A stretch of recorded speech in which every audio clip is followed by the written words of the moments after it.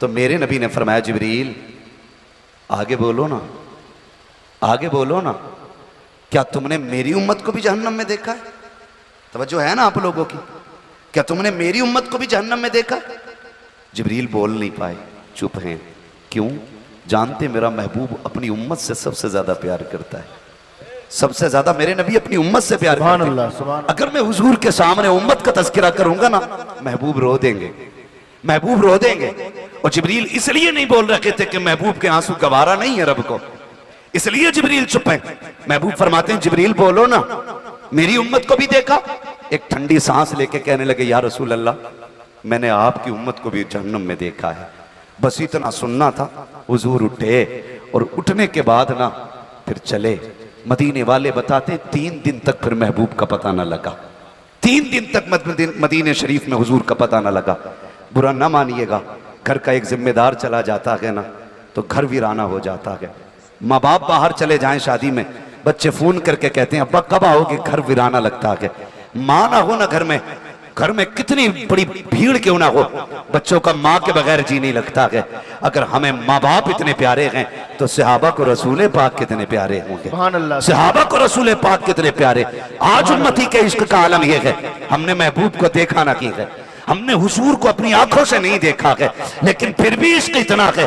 अगर उनके नाम पे जान देने की बात आ जाए, हुजूर का एक उम्मती सबसे अगली सब में खड़ा हो जाएगा। ये हुजूर के इश्क की बात है। और यार अगर बिन देखे इश्क का ये आलम है तो फिर अबू बकर के इश्क का आलम क्या होगा, उमर के इश्क का आलम क्या होगा, उस्मान के इश्क का आलम क्या होगा, अली की मोहब्बत का आलम क्या होगा, और फिर खुद उनके जिगर का टुकड़ा खातून जन्नत उनके इश्क का आलम क्या होगा, और वो हसनैन जो कंधों पे खेलते थे उनके इश्क का आलम क्या होगा। सहाबा कहते हैं एक नहीं दो नहीं 3 दिन हो गए महबूब नजर नहीं आए। अब मस्जिद नबवी सोनी सोनी लगती है, मस्जिद में जाते हैं मेहराब खाली देखते हैं, आंसू निकल आते हैं, सुफ़ा पे जाके बैठते हैं, चबूतरा खाली नजर आता है तब भी आंसू निकल आते हैं। महबूब को देखे बगैर अब दिल बेकरार है, हर जगह तलाश किया गया, मुस्तफा का पता ना लगा। हुजूर के एक सहाबी हजरत उमर से बातें करते हैं, क्या किया जाए, का बस्ती तो ढूंढ ली है, एक एक घर का पता लगा लिया है, चलो जंगल में तलाश किया जाए। जंगल की तलाशी की बारी आई, हुजूर के एक सहाबी तोड़े जंगल में मुस्तफा को दीवानों की तरह तलाश कर रहे हैं। आज हमें सुभान अल्लाह कहते हुए मौत आती है, नात ऐसे सुनते हैं जैसे मैयतों के सामने कोई मरसिया पढ़ा जा रहा हो। और यार जब हुजूर का जिक्र हुआ करे दीवाना बार बोलने लग जाया करो, इसलिए कि ये उनके इश्क का कमाल है, जिस सीने में उतर जाता है उसे दीवाना बना दे। नारे तकबीर, नारे रिसालत, सुन्नते मुस्तफा कॉन्फ्रेंस, उलमाए अहले सुन्नत, मुसलमानान अहले सुन्नत, मसलके आला हजरत हजरत अल्लामा मुफ्ती हम्माद रजा साहब किबला। नारे तकबीर, नारे रिसालत।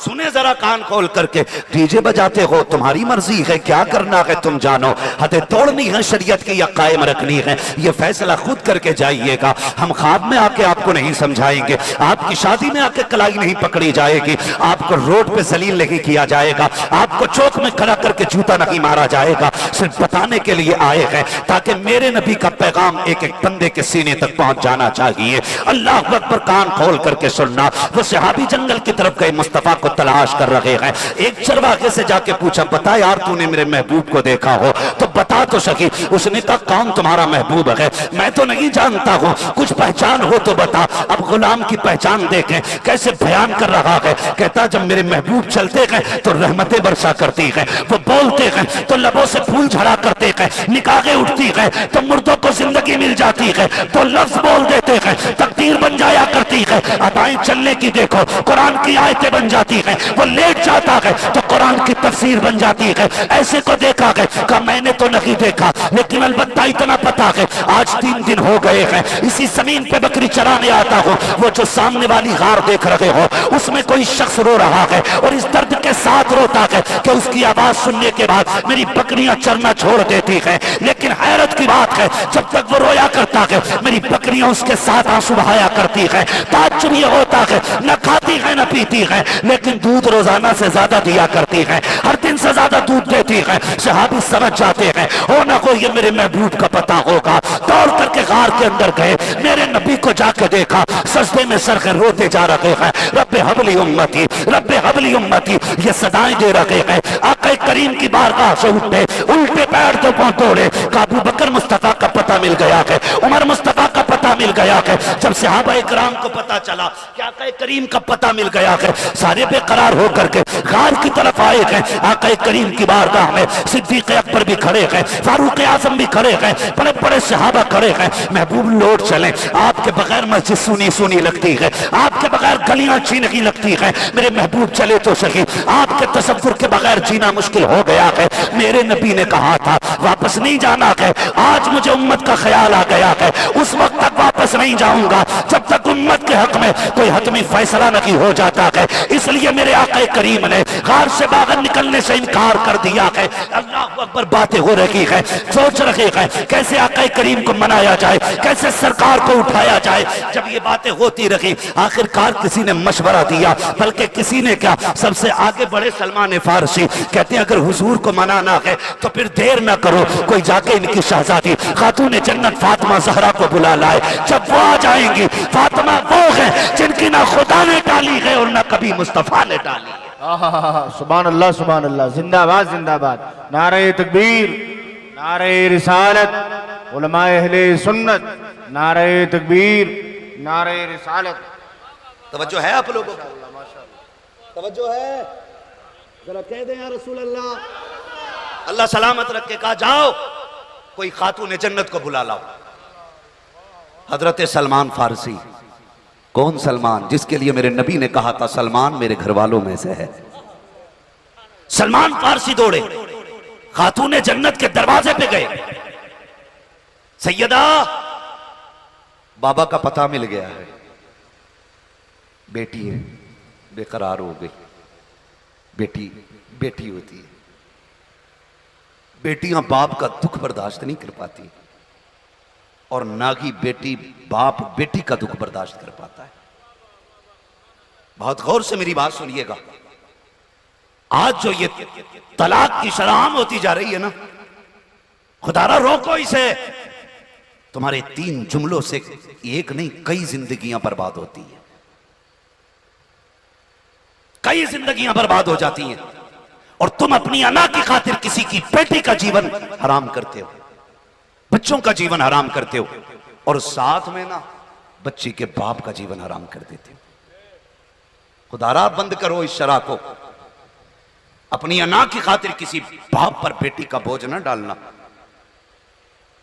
मत डालना, इसलिए कि बाप को 9 बेटियां बोझ नहीं लगती है, बाप को 10 बेटियां बोझ नहीं लगती है। बाप को सबसे ज्यादा बोझ तब लगता है जब बेटी हाथ में तलाक का कागज लेके घर आती है। दौर बदला नहीं। पहले जब तलाक होती थी, बाप रातों रात खुदकुशी कर लेता था, और कहता था नहीं सुबह समाज को मुंह क्या दिखाऊंगा। आज बदनसीबी देखे हमारे मुआशरे की, बाप कोर्ट में खड़े होकर कहता नहीं जी तलाक लेने आया हूं बेटी के लिए। धूप नहीं पड़ जाती बाप पे जो खड़े होकर के बेटी की तलाक की बात करता है? शर्म नहीं आती है? कल जब किसी की बेटी को तलाक होती थी, कई कई दिन तक घर में खाना नहीं बनता था। आज भाई खड़े होकर तलाक का दावा कर रहा है, और इज्जतें उछाली जा रही हैं कोर्ट में, इज्जतें। वकील मजे ले लेके पूछते क्यों दे रहे हो तलाक? कहता मैंने फलां के साथ इसे देखा था। बात यहां खत्म नहीं हो जाती, फिर और हिंदी की चिंदी की जाती है। फिर यह पूछा जाता था किस हाल में थी, कपड़े थे कि नहीं थे, कंडीशन क्या थी, सूरत क्या थी। बेटियों की इज्जतें उछाली जाती हैं। तुम्हें पता है बेटियों की इज्जतें कितनी कीमती होती हैं? खुदारा तुम्हारे एक गलत फैसले की बुनियाद पर कितनी बेटियों की इज्जतें कोर्ट कचहरी में उछाली जाती है। क्या हिसाब दोगे अल्लाह की बारगाह में खड़े होकर के? और बेटियों से भी गुजारिश करूंगा, बात बात पे कहती है तलाक दे के दिखा, ऐसा फंसाऊंगी कोई बचाने वाला नहीं मिलेगा। झूठे इल्जाम लगा करके शौहरों को जेल में डालने वाली बेटियों, तुम्हें गैरत आनी चाहिए। शोहर को फंसाने के लिए कितने वकीलों की जूतियां उठाती हो, कितनी कोर्टों में जलील और रुस्वा होती हो, कितने लोगों के धक्के खाती हो, कितने लोगों की जी हुजूरी करती हो, तब जाकर के तुम्हें मंजिल मिलती है। दावे के साथ कहता हूं मेरी बहन, जितनी तू वकीलों की जी हुजूरी करती है, गहरे की जी हुजूरी करती है, काश तूने इतनी जी हुजूरी अपने शोहर की कर ली होती। खुदा की कसम दुनिया में भी जन्नती हो जाती, आखिरत में भी जन्नती बन जाती। जिंदाबाद जिंदाबाद जिंदाबाद जिंदाबाद, बहुत अच्छे, माशाअल्लाह। कौन समझाए हमारी कौम को? बहुत अच्छे, वाह वाह मेरी बहन, वाह वाह वाह। जितने तलवे वकीलों के छाटती हो, इतनी देर तुम शोहर के तलवे छाटो। खुदा की कसम ये तुम्हें ताज बना के रखेगा, ताज बना के, हाँ ताज बना के रखेगा। मगर हालात ऐसे, इज्जतें उछाली जा रही हैं। कोर्ट के अंदर बीवी शोहर पे इल्जाम लगा रही है, शोहर बीवी पे इल्जाम लगा रहा है। वो कहती है इसके गैरों से ताल्लुकात है, वो कहता मेरे नहीं इसके गैरों से ताल्लुकात है। और हम इसे कहते हैं देखा मेरा वकील जीत रहा है। बेगैरत डूब के मर जाना चाहिए। तू जीत के भी हार गया है, तू जीत के भी हार गया है। किसी को जलील कर देना यह जीत नहीं होती है, किसी को इज्जतें दे देना यह सबसे बड़ी जीत होती है। सुभान अल्लाह। बुरा ना मानिएगा, आज समधी समधी को पछाड़ने के चक्कर में बेटे की जिंदगी बर्बाद कर देता है, बेटी की जिंदगी दांव पे लगा देते ताकि मैं अपनी समधी से ऊंचा रहूं, मेरी मूंछ नीचे ना आए। समाज क्या कहेगा? गैरत कर। क्या तेरी इज्जत मदीने वाले से ज्यादा बड़ी है? क्या तेरी बेटी खातून जन्नत से ज्यादा शान वाली है? क्या तेरा बेटा मौलाए कायनात मौला अली से बड़ा है?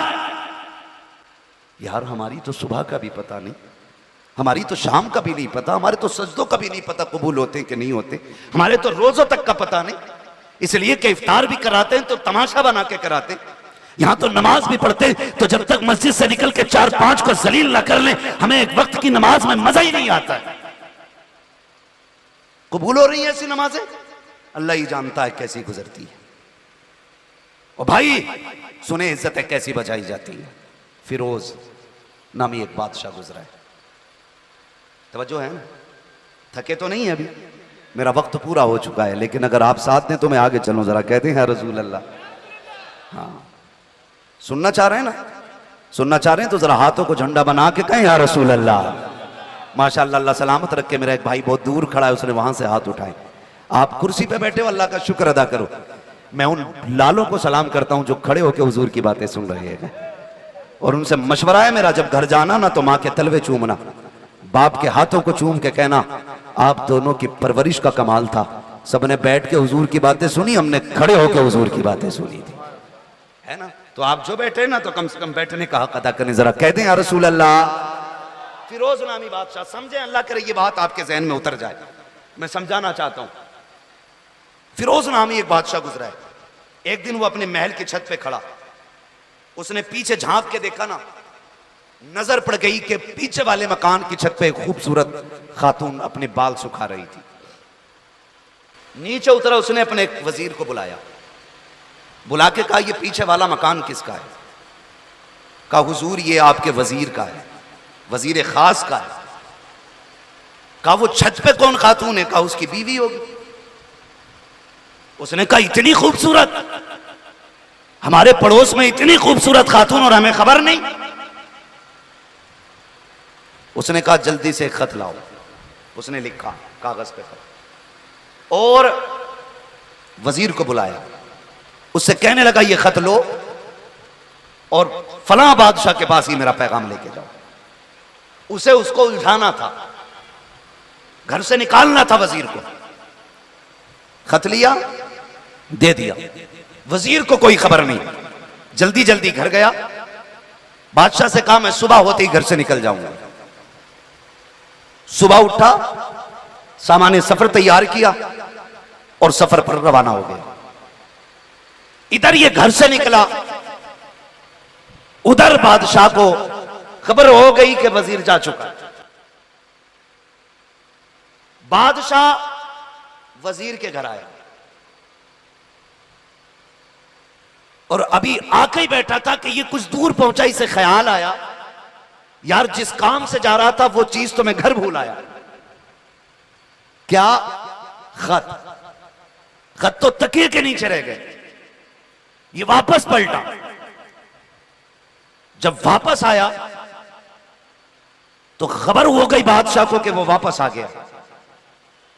बादशाह जूते छोड़ करके दबे पैरों से दूसरे रास्ते से महल में चला गया। अब वजीर था, इसे बादशाह के जूतों की तो खबर थी ना, पहचान थी, जूते रह गए। जब जूते पड़े देखे बादशाह के तो वजीर की आह निकल गई। उसने बातिल नाखास्ता घर में कदम रखा, बीवी से कुछ नहीं कहा, खत उठाया, वापस सफर पर रवाना हो गया। हुआ क्या था, जैसे ही बादशाह घर में आया, वजीर की बीवी ने बादशाह को आते देखा, गर्दन झुक गई। कहा सरकार आप? कहा हां। कहा किस लिए आए हो? कहा आज तुम्हारे घर पे मेहमानी करने के लिए आए, आज तुम्हें हमारी खिदमत करनी है, हमें खुश करना है। तो जानते हो वजीर की बीवी ने क्या कहा? कहा बादशाह हम आपकी रियाया हैं, आप जो चाहे हमारे साथ सलूक कर सकते हैं, लेकिन सुना यह है कि शेर कभी कुत्तों का झूठा नहीं खाया करता है। शेर कभी कुत्तों का झूठा नहीं खाया करता है, और जो कुत्तों का झूठा खा ले वो शेर नहीं होता है। जब इतनी बात कही तो बादशाह की हया से गर्दन झुक गई। बादशाह नंगे पैर लौट गया, इतने में वहां गया वजीर। जब वजीर आया तो ये अपने सफर पे वापस वजीर गया, वापस आया। आने के बाद जब आया, कुछ कपड़े भी साथ में बीवी के लिए लाया था। बीवी से कहने लगा चलो तुम्हें तुम्हारे मैके छोड़ आते। कोई गाली नहीं दी, कोई इल्जाम नहीं लगाया, कुछ नहीं कहा चलो तुम्हें तुम्हारे घर लेके चलते। बीवी को खबर तक नहीं। वो गई, ये मैके छोड़ के आ गए। एक दिन, 2 दिन, महीने बीत गए, लेकिन ये वापस नहीं पलटा। बीवी को एहसास हुआ कि कभी इतने दिन मुझे छोड़ा नहीं। महीने बीत गए, ये आए नहीं बुलाने के लिए, अब तक तो आ जाना चाहिए था। उसने अपने भाइयों के कान में बात निकाली। एक भाई चल करके आया, उसने आकर के बड़ी तहजीब से कहा कि आप हमारी बहन को बुला के क्यों नहीं लाते? तो उसने कहा कि मैं अब आपकी बहन को लाना नहीं चाहता, साफ इनकार कर दिया। भाइयों से भी कुछ नहीं कहा उसने। आज तो जरा सी बात हो जाए, झगड़ा हो जाए, डायरेक्ट बीवी फोन लगा के कहती है मैके को, आज मेरे शौहर ने चप्पल उठा लिया था। इस वजह से सबसे ज्यादा तलाकें हो रही हैं। आज डांटा है अम्मा मुझे, आज मुझे गालियां दी हैं। बात बात पे घर वालों को फोन करके बेटियां बताती हैं। अभी झगड़ा खत्म नहीं होता, कुछ तो इतनी 420 होती हैं, झगड़े के बीच में ही फोन लगा के जेब में डाल लेती हैं। जितनी शौहर गालियां दे रहा है वो सारी अब्बा सुन रहा है उधर।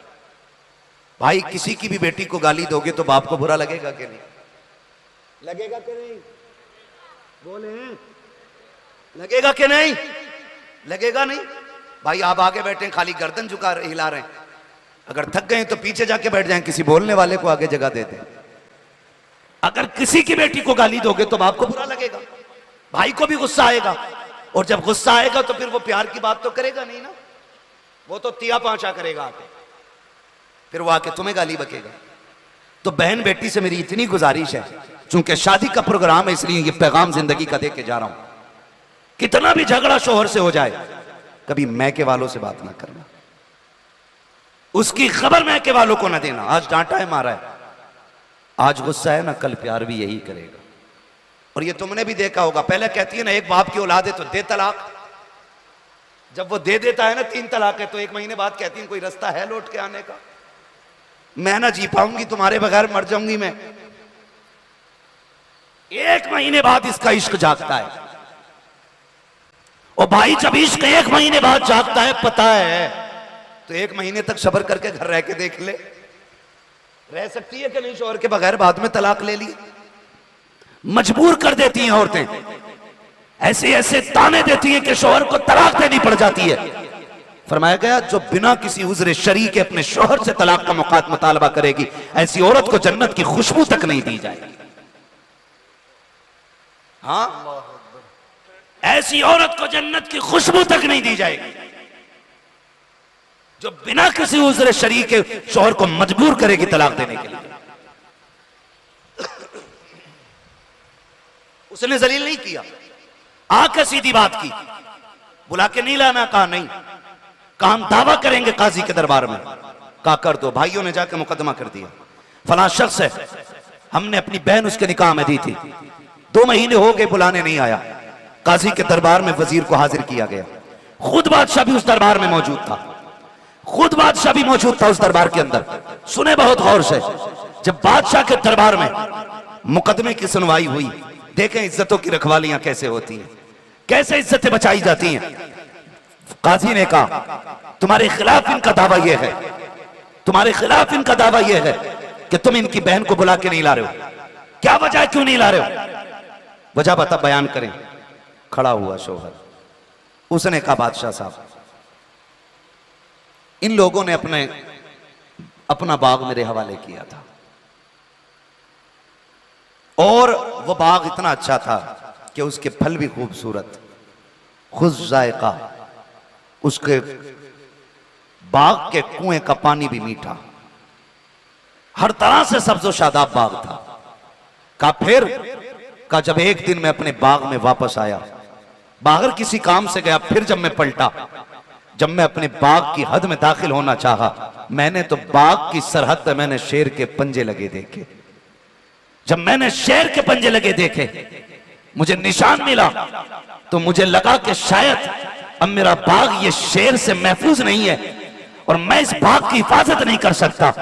जब मुझे यह लगा कि मैं अपने बाग की हिफाजत नहीं कर सकता, मैंने ये बाग उठा करके इनके मालियों के हवाले कर दिया, इसलिए कि मैं उस बात की हिफाजत नहीं कर सकता था। जैसे इतनी बात कही है, इससे पहले के लड़की के भाई खड़े हो जाते, बादशाह उठ के खड़ा हो जाता है, आंख में आंसू आ जाते हैं। वो कहता वजीर तूने सच कहा है कि तू बाग की सरहद पे गया, वाकई उस बाग की सरहद पे शेर आया, उसके पंजों के निशान भी थे, लेकिन मैं कसम खा के कहता हूँ तेरे बाग की हया की दीवारें इतनी ऊंची ऊंची थी कि शेर उन दीवारों को पार न कर सका। जैसे कल तेरा बाग महफूज था, वैसे आज भी तेरा बाग महफूज है, चाहे इसे लेके चला जा। मैं कहता हूँ खुदा की कसम, अगर इस तरह इज्जतें बचाई जाएंगी, फिर तलाकें लगी होंगी, तलाक की बजाय घरों के अंदर मोहब्बतों की बारिशें होती नजर आए। सुभान अल्लाह, जिंदाबाद जिंदाबाद। आज जरूरत है बहुत अच्छे, अपने घरों की इज्जतें बचाने की, बहुत अच्छे, इज्जतें बचाने की आप पे लाजिम है। आप किसी के घर की बेटी को जलील ना करें, किसी को जलील ना करें, बात बात पे किसी चीज का ताना ना देना।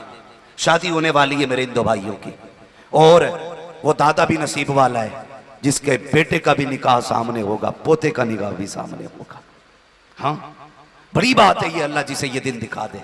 लेकिन मजा यह है कि इस दिन का हक अदा किया जाए, इस दिन का हक अदा किया जाए, ये सबसे ज्यादा मजे की बात है, सबसे ज्यादा मजे की बात है। मैं बात अर्ज कर रहा हूं आपसे, खुदारा इस दिन का भी हक अदा किया करें, इस दिन का भी हक अदा किया करें।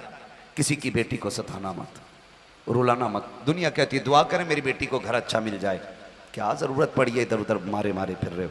सीधी सी बात है, तुम दूसरे की बेटी को इज्जत दिया करो, अल्लाह तुम्हारी बेटियों को इज्जत अता फरमा देगा।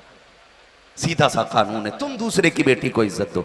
तुम किसी की बेटी को घर से धक्का दे के जलील करो और तुम्हें यह लगे कि तुम्हारी बेटी किसी घर में जाके महारानी बन के रहेगी, तो ख्याल खाम है। किसी गरीब को निभा जाओ, गरीब को निभा जाओ, अल्लाह तुम्हारी नस्लों में बरकतें कर देगा, नस्लों में बरकतें कर देगा। रिश्ते होते हैं ना, अल्लाह माफ़ करे, लोगों की शिकायतें रहती हैं कि वो हमें माँ नहीं समझती है, वो कहता है वो हमें बाप नहीं समझती है। सासें कह रही हैं कि बहू तो अम्मा कहती ही नहीं, जी ओ जी कह के बात करती है। मैं सीधी सी बात जानता हूं, नए घोंसलों में तो कबूतर भी नई जगह आकर के कुछ दिन उसका दिल नहीं लगता है। नए घर के अंदर जानवर बाहर से खरीद के लाओ तो 2-3 दिन वो चारा नहीं खाता है। ये तो आप सबकी समझ में आने वाली बात है। बंदा भैंस लेके आ जाता, 2-3 दिन खाने चारा ही नहीं खाती है भैंस। क्यों नहीं खा रही है? कहा नई जगह आना इसलिए परेशान कर रही है। अगर जानवर नई जगह से एकदम मानुस नहीं होता फिर ये तो इंसान है ना, वक्त लगेगा ना।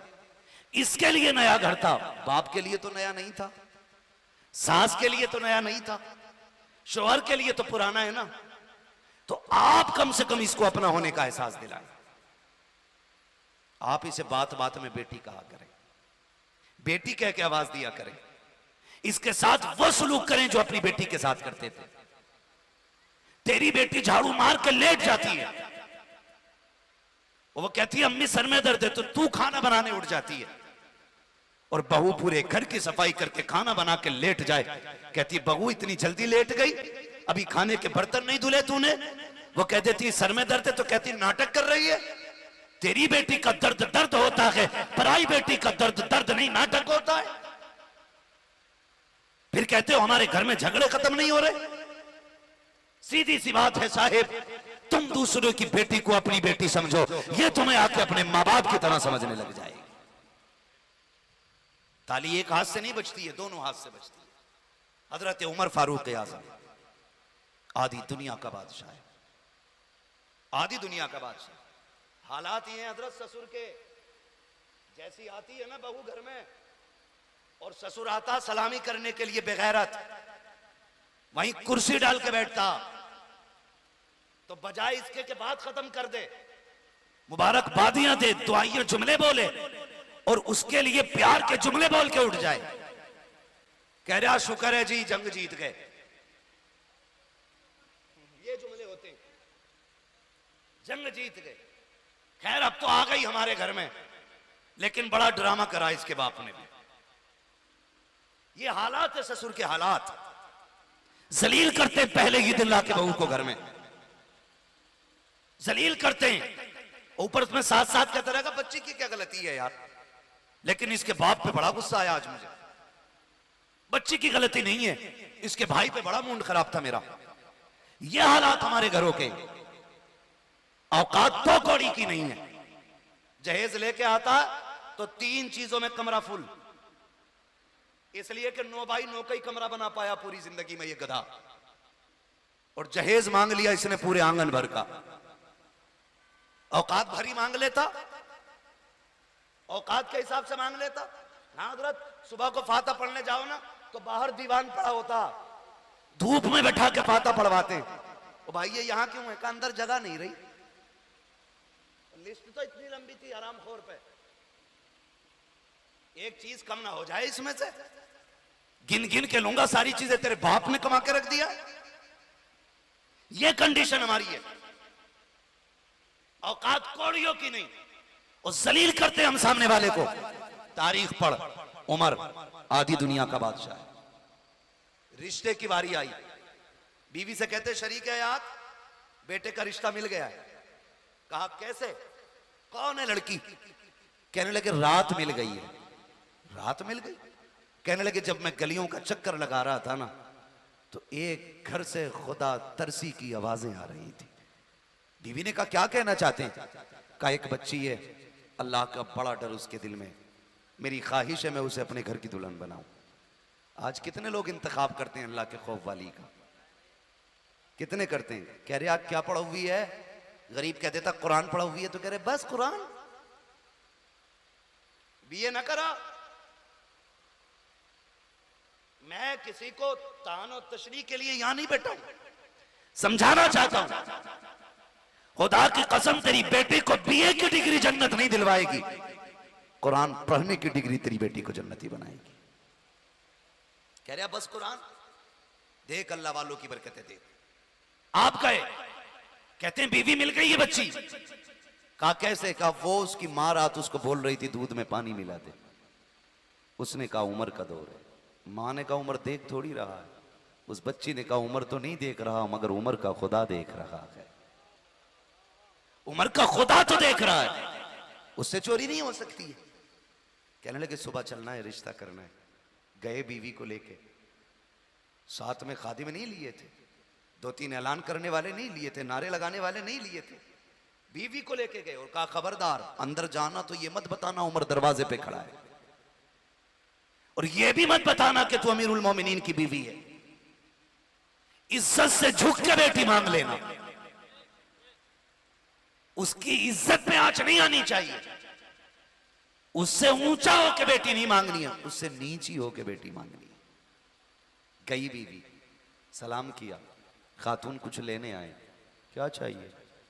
कहा बड़ी कीमती चीज। कहा मेरे घर क्या है ऐसा? कहा तेरी बेटी। उसने कहा बेटी? कहा हाँ। कहा हम तेरी बेटी को अपने घर की दुल्हन बनाना चाहते। गरीब थी, रो दी। उसने कहा मेरे पास देने को कुछ नहीं है, सिर्फ बेटी है। कहा सिर्फ बेटी ही तो लेने आए हैं। उसने कहा मोहतरमा, अचानक किसी अजनबी को हम कैसे हाँ कर दें? गरीब भी अपनी बेटी को बिना छान फटक के किसी के हवाले नहीं करता। बताना कौन है तू, कहां की रहने वाली है? कहा मुझे मना किया गया बताने के लिए। कहा जब तक बताओगी नहीं उस वक्त तक हम हाँ कैसे कर देंगे? फरमाने लगी कि मैं उमर की बीवी हूं। कहा कौन उमर? अल्लाह कौन उमर? कहा अमीरुल मोमिनीन उमर। इतना सुना पैर कांप गए खातून के। कहा थी दुनिया का बादशाह उमर और मेरे घर रिश्ते के लिए भेजा है। रोती का इतने बड़े लोगों के हम मिलने के नहीं है। आप फरमाती देख तो सही, उमर ने भेजा था, खबरदार खाली ना लौटा। अगर खाली गई तो उमर का दिल टूट जाएगा। कहा नहीं मैं हां नहीं कर सकती, इतने बड़े घर में मैं गरीब बेटी दूं, मेरी हिम्मत नहीं हो रही। आप फरमाती अगर यकीन नहीं होता तो चल चल के उमर से बात कर ले। कहां है उमर? हजरत उमर दरवाजे के बाहर खड़े हैं। कहती उमर बाहर खड़े हैं। खातून कहती जब मैं बाहर आई ना, हजरत उमर के हाथ उठे हैं, आंख में आंसू हैं, कह रहे मालिक आज उमर को खाली ना लौटाना, आज उमर को खाली ना लौटाना। औरत दरवाजे पे आई, फारूक आजम का चेहरा देखा, आंख में आंसू देखे। कहा कैसे आए अमीरुल मोमिनीन? कहा अपनी बेटी दे के इज्जतें दे दे। अल्लाह अकबर। जैसे तैसे जो भी बात हुई, रिश्ता फाइनल, निकाह हो गया। जब बच्ची घर दुख बर्दाश्त कर पाती है ना बाप बेटी का दुख बर्दाश्त कर पाता है। खातून जन्नत को पता चला ना कि अब्बा का पता मिल गया, सहाबा इकराम की औरतें इकट्ठी हो गई, बीच जुरमुट में खातून जन्नत चली। एक हाथ में हसन का हाथ है, दूसरे हाथ में मेरे हुसैन का हाथ है, लेके चली। दौड़ती गई, गार में पहुंची, पूरा गार खाली है। सुने उम्मत की फिक्र क्या है। महबूब अंदर तशरीफ फरमाए, खातून जन्नत गई, शहजादे साथ में हैं, सारी औरतें बाहर। बाप से कहती हैं अब्बा लौट चलो ना। अब शहजादे भी बड़ा परेशान होते हैं। कभी मस्जिद जाते हैं आपको देखने के लिए, महराब खाली देखते हैं, रोते आ जाते हैं। अजान होती फिर तड़प के जाते हैं शायद नाना से मुलाकात हो जाए।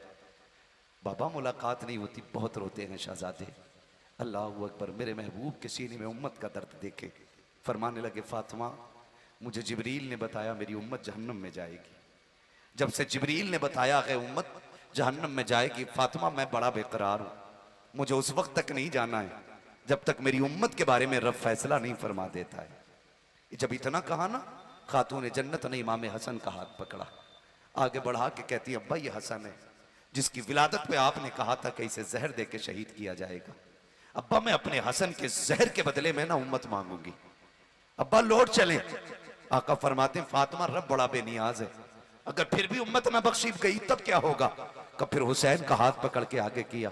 अब्बा ये तो वो हुसैन है ना जिसकी विलादत पे जिब्रील ने मिट्टी लाके दी थी और कहा था कि इसकी शहादत करबला में होनी है, और ये मिट्टी देख करके बताया गया था कि जिस दिन ये सुर्ख हो जाए समझ दिल में ना, उस दिन मेरे बेटे की शहादत हो गई है। अब्बा मैं फातिमा हूं, ये मेरे जिगर का टुकड़ा है। अब्बा कयामत के दिन मैं अपने शहजादे के वो खून आलूदा कपड़े लेके आऊंगी। अगर उम्मत नहीं बख्शी जा रही होगी तो अपने बेटे के खून के बदले में उम्मत मांगूंगी। आप तो लौट चलिए। मेरे नबी फरमाते हैं ए फातिमा उम्मत अगर तब भी न बख्शी गई तब क्या करोगे? हजरत अबू बकर सिद्दीक के पास अली को भेजा, अली जाओ अबू बकर से वादा करो और तुम भी मुझसे वादा लो, मैं भी वादा करती हूँ। फातिमा कौन सा वादा? अबू बकर से कहो उस वक्त तक जन्नत में ना जाए जब तक मुस्तफा की उम्मत का एक एक बूढ़ा ना बख्श दिया जाए। अली वादा करो उस वक्त तक जन्नत में नहीं जाना है आज का जवान जब तक बख्श न दिया जाए। और मैं वादा करती हो उस वक्त तक जन्नत नहीं जाऊंगी जब तक एक शहजादी नहीं बख्श दी जाएगी।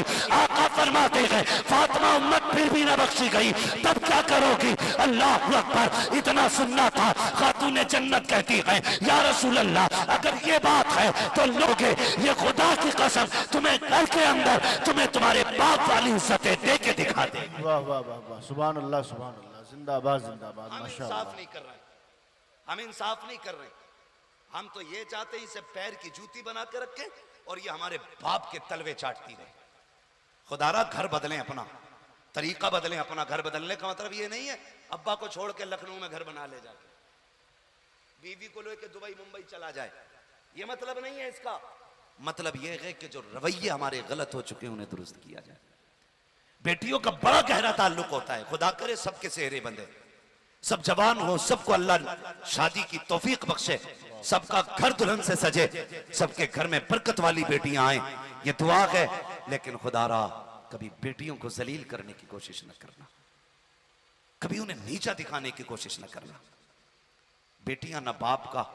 अब फातिमा भी सजदे में जा रही है और उस वक्त तक सजदे से नहीं उठेगी जब तक उम्मत नहीं बख्शी जाएगी। इतना कहना था, इतने में जिब्रील आ जाते हैं या रसूल अल्लाह बेटी दरवाजे पे आके खड़ी हो गई है। महबूब रब कह रहा है बेटियां दरवाजे से खाली नहीं लौटाई जाती हैं। ए महबूब फातिमा जैसा कर रह रही है वैसा कर लिया जाए। जिब्रील मेरी उम्मत का क्या बनेगा? रब फरमाता है ए महबूब परेशान ना हो, वादा करते हैं कयामत के दिन तू जिससे कहता जाएगा तेरा रब उसको जन्नत देता जाएगा। वाह, जिंदाबाद जिंदाबाद, सुभान अल्लाह माशाअल्लाह।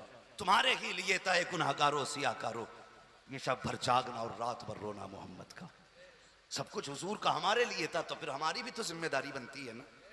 हम नहीं पढ़ पाते रोज हुजूर पे दुरूद, कम से कम बड़ी खुशी के दिन तो हुजूर का जलसा सजा के बताया करे कि कल भी हमारा सब कुछ हुजूर पे कुर्बान था, आज भी सब कुछ हमारा हुजूर पे कुर्बान है। अपनी शादियों को आसान करो, शादियों में नेक महफिलें कायम करो, अच्छी महफिलें कायम करो। इसकी बरकतें इंशाअल्लाह दुनिया में भी नजर आएंगी और आखिरत में भी नजर आएंगी। हाँ नौजवानों, अपनी शादियों से डीजे बाजे बंद करो। जितने लाखों रुपए तुम आतिशबाजी और डीजे पे लगाते हो, अल्लाह करे ये पैसे किसी गरीब के सर की चादर में लग जाएं, किसी बेवा की बेटियों की रुखसती पे लग जाएं। खुदा की कसम फिर देखना, निकाह के बाद बिस्तर पे लेटने में वो लज्जत नहीं आएगी जो लज्जत कब्र की मिट्टी में लेटने में आएगी। हाँ, किसी का सहारा बने, किसी की मदद करें। बड़े दुखी हैं लोग, बड़े दुखी हैं। ऐसा नहीं है हम ठीक है तो सब ठीक है, नहीं भाई, आज भी भूखे सो रहे हैं लोग, आज भी रोडों पे खड़े हैं लोग, आज भी बुढ़ापे में मजदूरियां कर रहा है बाप, आज भी झुकी कमर से बोझ उठा रहा है बाप, आज भी तंगियां हैं, आज भी गुर्बत है। आप खुदा करे कि तरक्की करें। आप परदेश रहते हैं, बाहर रहते हैं, जानों का खतरा है, हर एतबार से दिक्कतें हैं, नेकियां कर लें ताकि मुसीबत के वक्त में ये नेकियां काम आ जाए।